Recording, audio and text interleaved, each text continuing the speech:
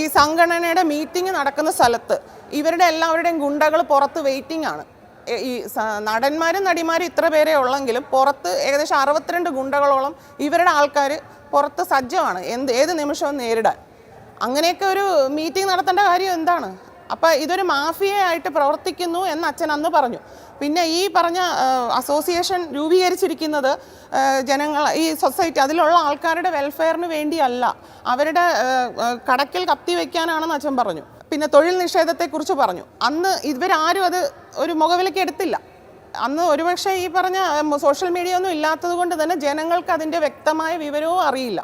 അപ്പോൾ സംഘടനയ്ക്കകത്തെ ബൈലോ പ്രകാരം അതിനകത്ത് പറയേണ്ട കാര്യം പുറത്ത് പറഞ്ഞു. അതാണ് ചെയ്ത കുറ്റം. അപ്പോൾ അതിനകത്ത് നടന്ന കുറ്റങ്ങളൊക്കെ ഇവർ എന്താ പറയുക, അതിൽ നേരെ ഇവർ കണ്ണടക്കിയാണ്. എന്നിട്ട് ഇത് പുറത്ത് പറഞ്ഞ വിസിൽ ബ്ലോവർ എന്ന് പറയില്ലേ നമ്മൾ, ആ വിസിൽ ബ്ലോവറെ പിടിച്ച് ജയിലിലിട്ടു.